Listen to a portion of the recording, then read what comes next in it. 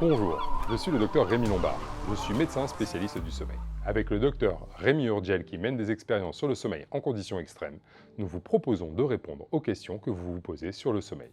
Aujourd'hui, nous allons répondre aux questions « Quelle chambre pour un bon sommeil et l'alimentation joue-t-elle sur mon sommeil ?»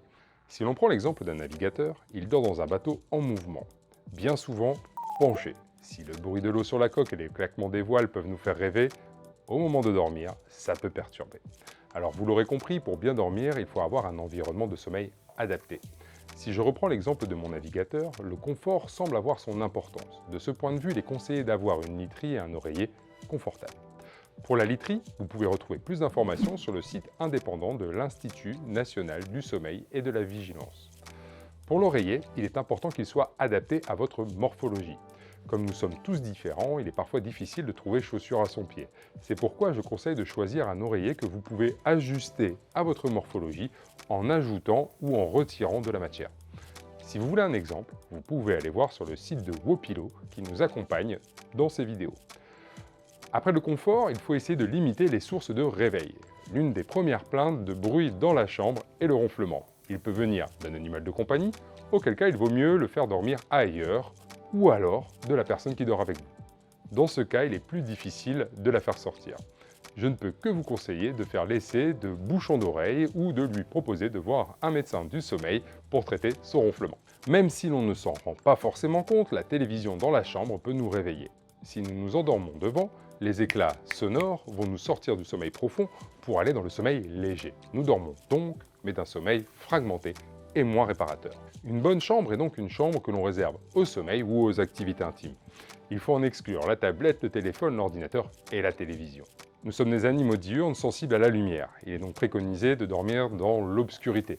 En l'absence de volets occultants, il est toujours possible de faire l'acquisition d'un masque de nuit comme ceux que l'on retrouve dans les aéroports. Toutefois, les enfants et certaines personnes ont besoin de lumière pour se rassurer ou pour éviter de chuter s'ils se lèvent la nuit. Dans ce cas, on conseille de positionner la source lumineuse de façon indirecte afin qu'elle ne rayonne pas directement dans nos yeux. Lorsque l'on s'endort, le corps perd 1,5 degré de température. En période de canicule, il nous est difficile de perdre ces degrés de température et nous avons plus de mal à nous endormir. Il est donc conseillé d'avoir une température de chambre autour de 18 degrés pour faciliter l'endormissement. De la même façon, vous avez peut-être déjà fait l'expérience de mal dormir après une bonne raclette. C'est parce que les repas copieux, trop riches en graisse, favorisent l'augmentation de la température pendant la digestion. Ils ne favorisent donc pas le sommeil non plus. Vous l'aurez compris, je commence à répondre à la question « Mon alimentation joue-t-elle sur mon sommeil ?» Si les graisses ne nous aident pas à dormir, les féculents, pommes de terre, pâtes, boulgour, riz, sont conseillés le soir pour éviter de se réveiller en ayant faim pendant la nuit. Mais il faut les ingérer en quantité juste suffisante pour éviter la prise de poids. Certains me diront que c'est peut-être à cause de l'alcool qui accompagne la raclette qu'ils dorment mal. Ils ont également raison. L'alcool peut donner une fausse impression de détente et de favoriser le sommeil, mais il rend le sommeil moins réparateur. Vous dormez, mais beaucoup moins bien. Il entraîne des réveils avec des insomnies dans la deuxième partie de nuit. Il va stimuler le système urinaire et donne donc envie d'aller uriner plus souvent. Il aggrave le ronflement et donc le syndrome d'apnée du sommeil pour ceux qui en souffrent. Si vous consommez régulièrement de l'alcool, même avec modération, je vous propose de faire une petite expérience. Évitez de consommer de l'alcool du lundi au jeudi pendant quelques semaines et éventuellement buvez le week-end. Je ne vous oblige pas à boire.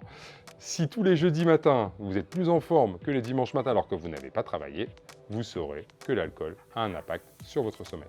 J'espère que cette vidéo vous a plu et je vous dis à bientôt pour répondre à la question « Y a-t-il un lien entre l'activité physique et le sommeil ?»